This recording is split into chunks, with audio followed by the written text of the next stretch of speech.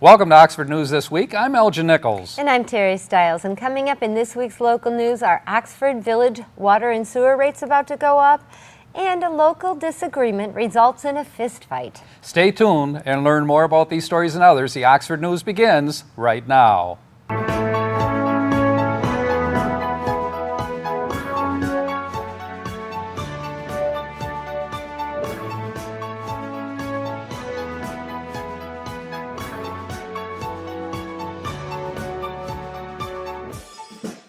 Local police were called to a store in the 900 block of North Lapeer Road in Oxford by the store's loss prevention officer. A young man was observed by the officer taking bottles of rum, whiskey, and beer from the store without paying for them. When questioned, the minor was given a breathalyzer test, which he failed. He was transported to a local hospital for detox and issued 2 tickets for retail fraud and 1 ticket for minor in possession. Oakland County Sheriff deputies were dispatched to the 100 block of Humphrey Drive on a complaint of a fist fight. An Oxford resident was approached by a man at his home who seemed intent on trying to settle an earlier telephone argument. After the reignited telephone argument, the man pushed the homeowner, starting the fist fight. When the fight escalated, the man pulled a knife on the homeowner and fled the scene on foot. The police investigation still continues. And Oxford Village officers responded to a call that teens could be doing drugs and drinking in the area of Scripter Park. Village police were able to locate the subjects with beer. Identifications were checked and police were able to determine that they were of legal drinking age. However, they were advised to put the beer in the vehicle because alcohol is not allowed in Scripter Park. A woman went to the Oxford Village Police Station and reported that her wallet was missing. After shopping at a local store, she noticed it was gone and an undisclosed amount of money and credit cards were in the report. A note of caution: when out shopping or running errands, always be aware of your surroundings and where your purse is. Oxford Village Council, 22 West Burdick Street, will conduct a special public hearing on June 17th at 6 p.m. to discuss increasing water and sewer rates in the October 1st, 2014. Under the proposed rates, an average household that uses 4,000 gallons of water per month would go from paying $47 to $74 on its monthly water sewer bill. That's an increase of $26 per month. Council is clear in wanting to make the adjustments soon. The village has been losing large sums of money for years. Based on existing rates, the municipality's water and sewer funds are each projected to lose approximately $219,000 for the following fiscal year alone. Addison Township officials feel that health care costs for its employees has become a real financial issue. Township Supervisor Bruce Pearson and his staff can feel firsthand the impact of cost of services brought on by the Obamacare program. Township officials contend medical expenses are not only increasing, but that it's more difficult to locate low-cost insurance carriers. Officials have found that some companies are simply getting out of the small carrier business, thus resulting in less competitive options. According to Addison Township Treasurer Lori Fisher, Addison's new employee medical program will now cost the township about $600 a year more per month. About $600 per month more. Addison Township's Kingsbury Country Day School recently held its 58th annual country fair. Children enjoyed games, face painting, and lots of delicious food.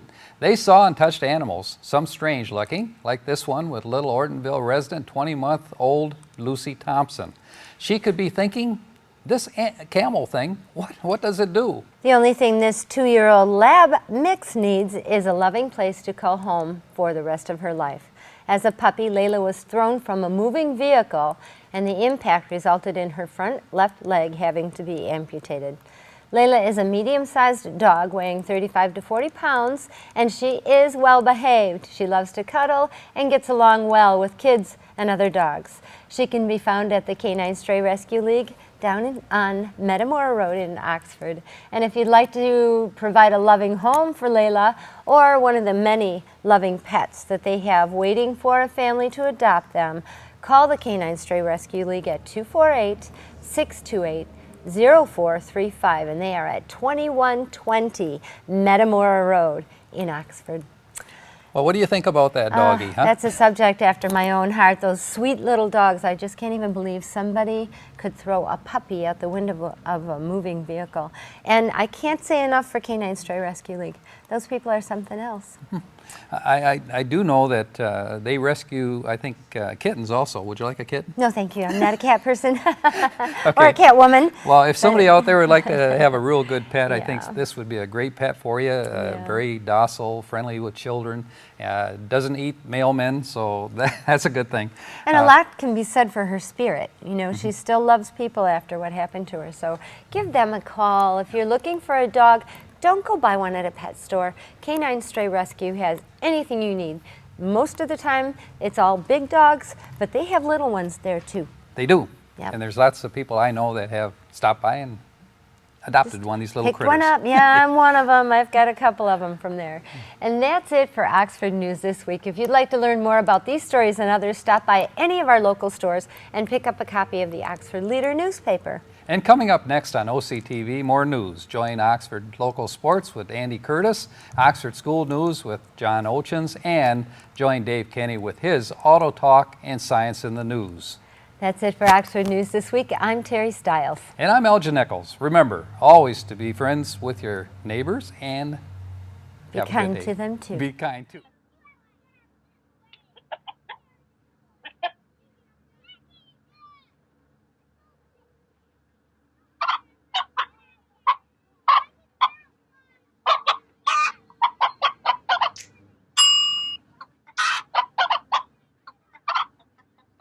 Separate raw meats from other foods by using different cutting boards. 3,000 Americans will die from food poisoning this year. Keep your family safer. Check your steps at foodsafety.gov.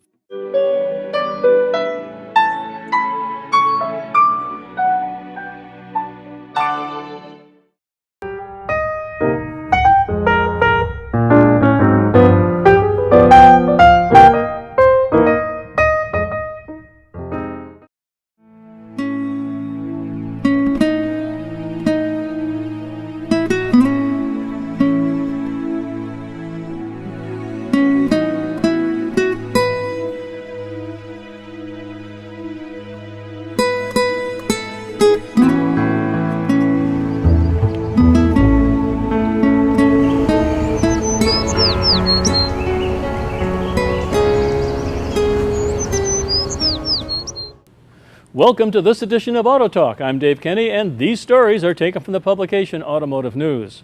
Well, the big story this week is General Motors has dismissed 15 employees, including at least 8 executives, after an internal investigation found a pattern of incompetence and neglect that led to 11 years of delays in recalling millions of cars for a fatal defect, according to CEO Mary Barra.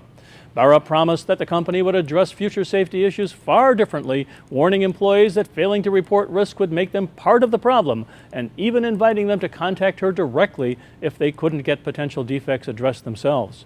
She said the report by former federal prosecutor Anton Falukas found no evidence of an intentional cover-up or that any employee made a trade-off between safety and costs, concluding that employees initially believed it to be a customer satisfaction issue rather than one that could lead to crashes or deaths. Barra said GM plans to set up a compensation fund for people affected by crashes related to the ignition switch, though details about the plan have not yet been finalized.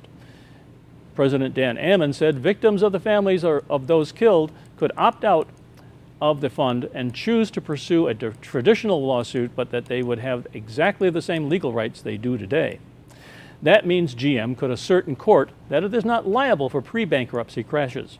10 of the 12 deaths identified by Automotive News and many of the non-fatal crashes occurred before GM's bankruptcy. GM Chairman Tim Sulso said the board of directors will create a standalone committee to oversee risk management issues. He also said the report concluded that Barra, Ammon, and Global Product Development Chief Mark Royce did not learn of the ignition switch matter until December, shortly before the decision was made to issue a recall. During a meeting with GM employees that was broadcast online, Barra called Valukas' report extremely thorough, brutally tough, and deeply troubling. She said engineers and others who learned of the problems with the ignition switches as early as 2003 misdiagnosed the problem from the very beginning and failed to treat it with the appropriate level of urgency. Barra did not identify the employees who were fired or resigned. Also, GM today ousted Bill Kemp, a senior lawyer who was responsible for safety issues with its legal department, as the automaker reforms the operations that failed to address defective parts linked to 13 deaths, a person familiar with the matter told Bloomberg. Barra said most of or all of the dismissed employees worked in the engineering, legal, public policy, and quality departments, and that more than half were senior level executives. 5 additional employees have been disciplined, she said. And at Chrysler, well, Chrysler Group may be facing a recall do-over after the fix it initiated to stop inadvertent airbag deployments in older Jeep Liberties and Grand Cherokees failed in at least 6 instances to fix the problem. The National Highway Traffic Safety Administration said in documents filed on June 2nd that it had opened a query into the 2012 recall of over 744,800 Jeep Liberty SUVs from model years 2002 to 2003 and Jeep Grand Cherokee SUVs from model years 2002 to 2004. NHTSA said it plans to study the effectiveness of the nearly 2-year-old recall, which Chrysler launched on November 7, 2012. Chrysler acknowledged in a statement that it had notified NHTSA of a half-dozen instances in which the SUV's airbags deployed inadvertently while the vehicles were in operation after they had been allegedly fixed. In 2012, Chrysler addressed the problem by installing an inline jumper harness with an integrated electrical filter to eliminate electrical spikes that the company believed were causing the problem, according to the NHTSA documents.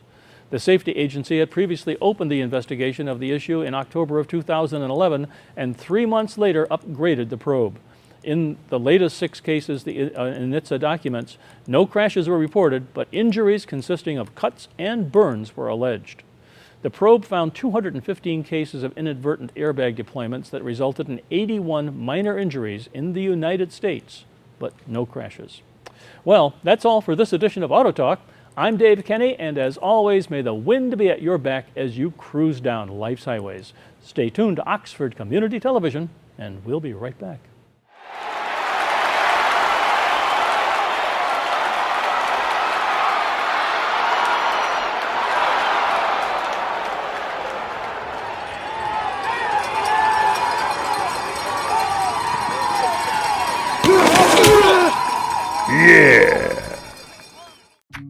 People think I'm trash, but they're wrong.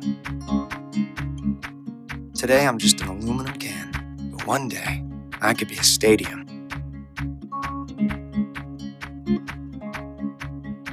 RBIs and 36 homers. Swings at the first pitch and fouls it deep back into the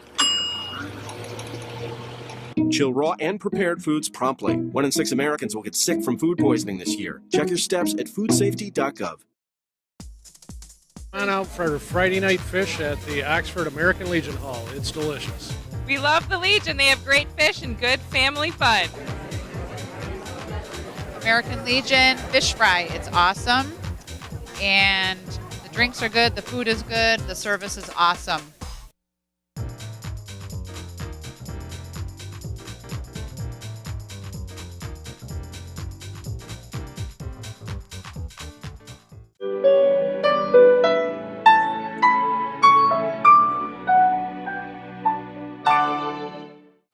I'm John Oetjens, and welcome to the Oxford Wildcats School Update.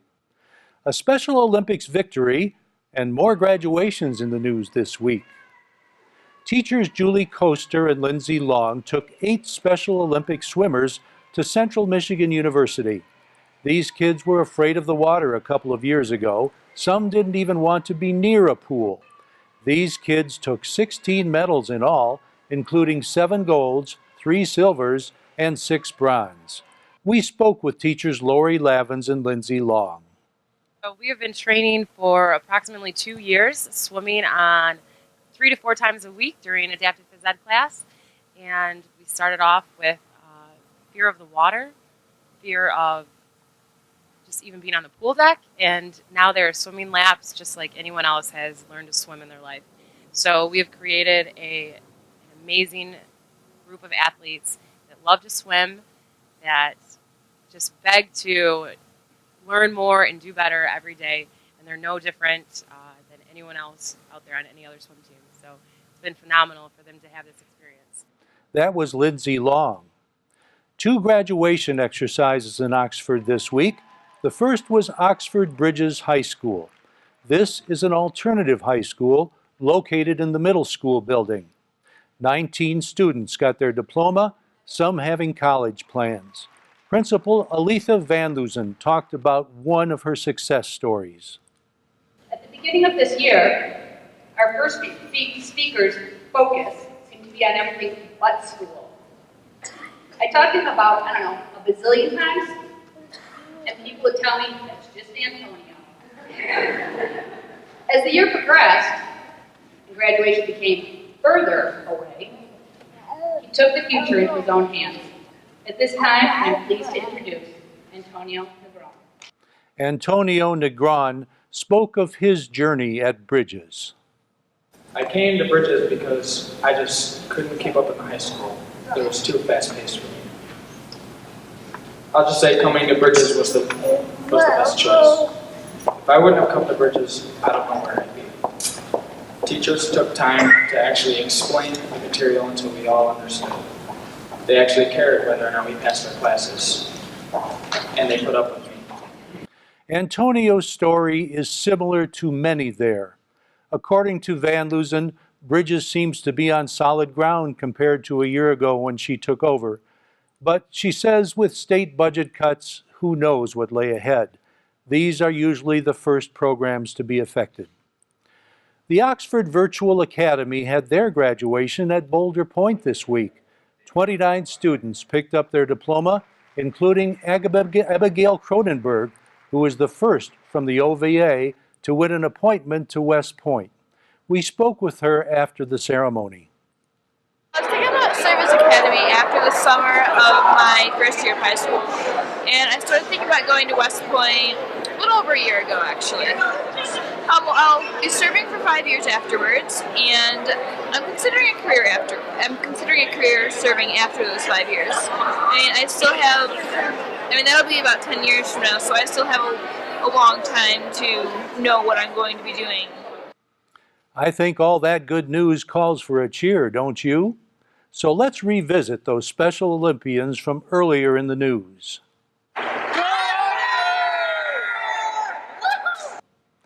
If that doesn't brighten your day, nothing will. Dave Kenny is next with Science in the News, and Wildcat Sports follows that. I'm John Oetjens, and this is Oxford Community Television, keeping it local.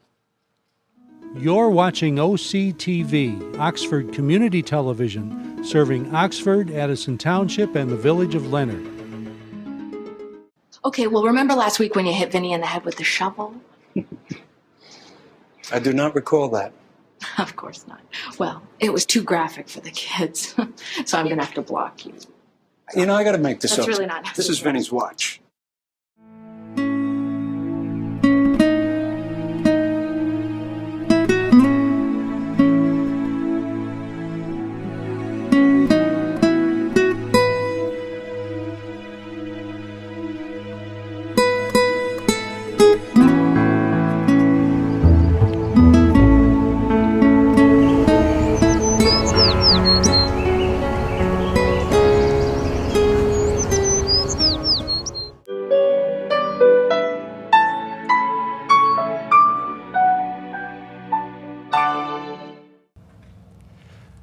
Hi, I'm Andy Curtis, and this is your Oxford Sports Update.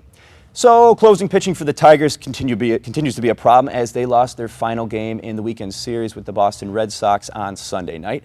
With a one-run lead heading into the ninth, Jabba Chamberlain served up a three-run homer to Detroit fan favorite David Ortiz.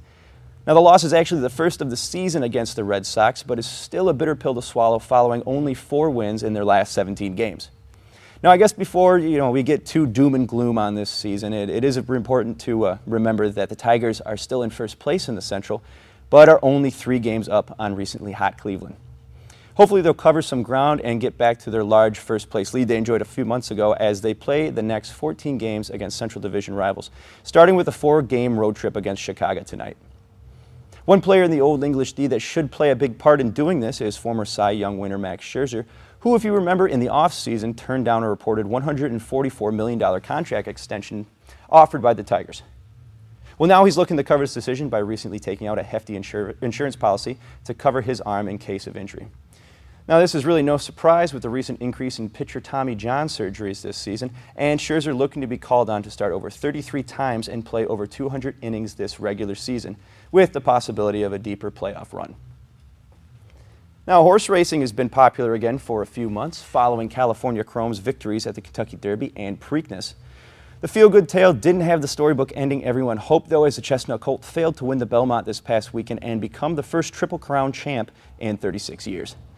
Chrome lost this weekend to Tonalist at the Belmont Stakes after colliding with the horse Matterhorn coming out of the gate, prompting Steve Coburn, Chrome's co-owner and Wilford Brimley's stunt double, to make some headlines after the loss, calling the horses that skipped the first 2 Triple Crown races, which were the Derby and the Preakness, a bunch of expletive cheaters. If your horse doesn't even have the points to run in the Kentucky Derby, he shouldn't be able to run in the Triple Crown. Coburn went on to compare this to playing basketball against a kid in a wheelchair, a response that has created its fair share of controversy. NHL and NBA Finals are 2 games in the books, with the quest for Lord Stanley's Cup going into 2 straight overtime games for the LA Kings to be up 2-0 on the New York Rangers. In double overtime on Saturday, the Kings won 5-4, with LA captain Dustin Brown scoring the game-clinching goal. And Game 3 is tonight at 8 o'clock in New York. In the NBA, LeBron James and the Miami Jameses beat the San Antonio Spurs in Game 2, 98-96, with James scoring 35 points with 10 rebounds and 3 assists. This win evens up the series with Game 3 Tuesday night in Miami. Again, I'm Andy Curtis, and remember, you can catch all our broadcasts of your favorite Oxford High School and now Park and Rec League games weekends between 1 and 6 right here on OCTV. Or check us out online under the programs section of OCCTV.org. And as always, remember, this is your community station, so if you have a sports idea, shoot us an email at andrewcurtis23@gmail.com and put OCTV Sports in the subject line. That was all the sports news you need to know. Thanks for watching and have a great day.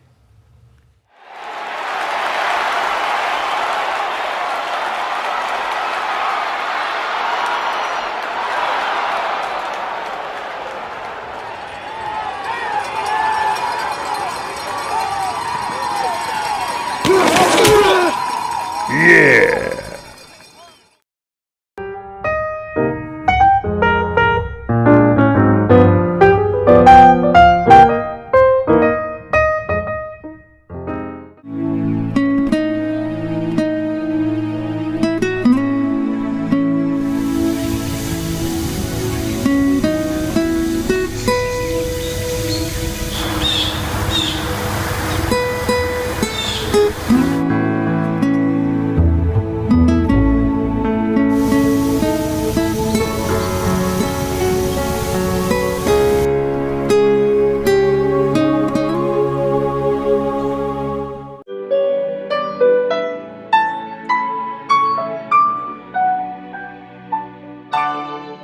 Welcome to Science in the News. I'm Dave Kenny, and these stories are taken from the publication New Scientist.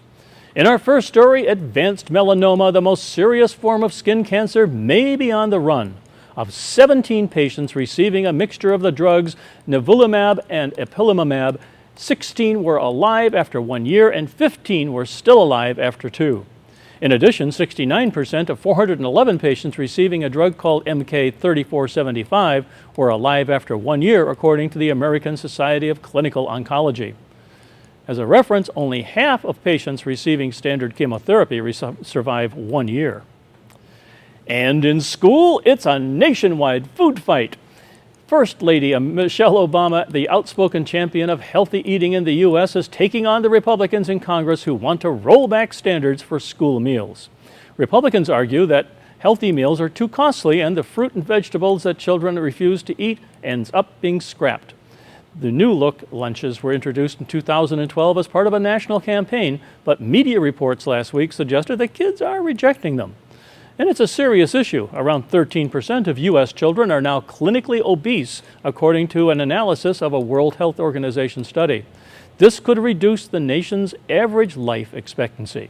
Forcing children to have healthy food in their meals can increase how much is thrown away, but this could be curbed by giving vegetable dishes more attractive names, says researchers who obviously haven't eaten Brussels sprouts. And in space, time to wave goodbye to Earth's fiery twin. Next week, a European spacecraft will start a series of dives into the hellish atmosphere of Venus, marking the beginning of the end for the only probe now orbiting the planet. The dives will take the craft called Venus Express deeper into the atmosphere than it has gone before, allowing it to record conditions in a largely unstudied region. It will also be a test of the spacecraft's endurance as it drags itself through the planet's thick air, which will provide valuable data for future interplanetary missions. Venus Express may not long survive the month-long campaign of daredevil plunges. Even if it does, the craft will run out of fuel later this year. No dedicated probe is due to launch in the next decade, and a damaged Japanese craft has just a slim chance of making it there next year. But there is still so much to discover about our neglected neighbor. Better knowledge of Venus could help answer two of the most important questions in modern science. How is Earth's climate changing? And are we alone in the universe? At first glance, Venus seems to be nothing like Earth. It's shrouded in a haze of carbon dioxide with toxic sulfuric clouds and at temperatures topping 450 degrees Celsius.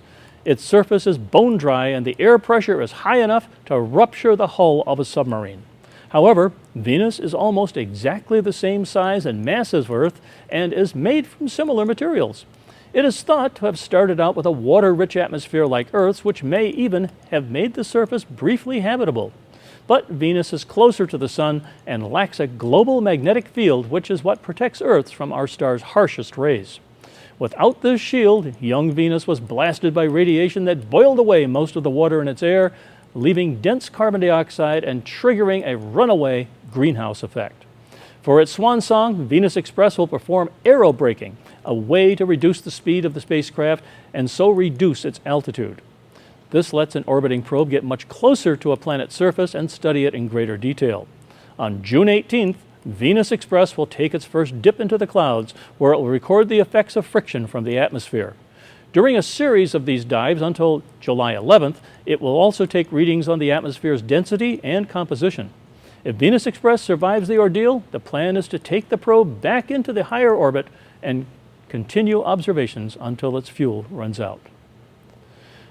In our last story, talk about killing two birds with one stone.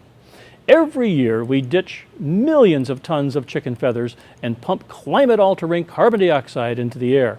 But combine the two in the right way and you can make an otherwise scarce fertilizer. More than 5 million metric tons, which are bigger than our tons, of chicken feathers are produced globally every year.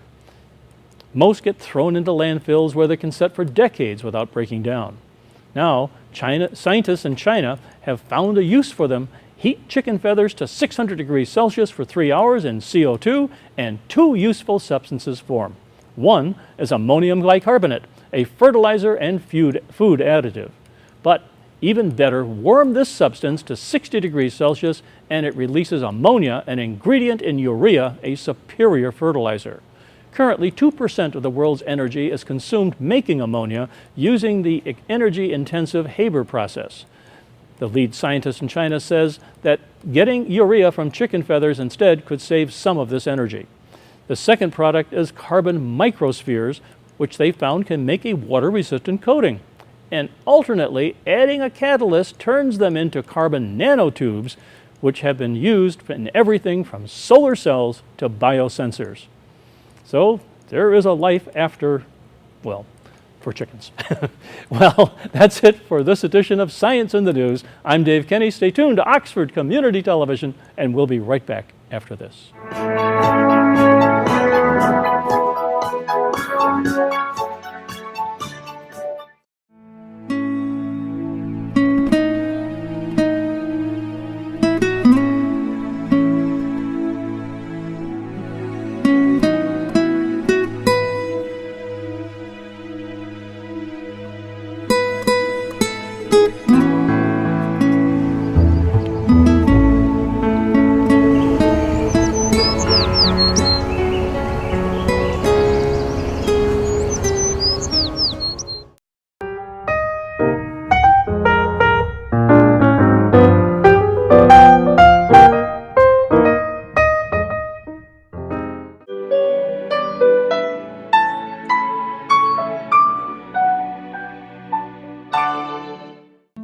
You're watching OCTV, Oxford Community Television, serving Oxford, Addison Township, and the village of Leonard.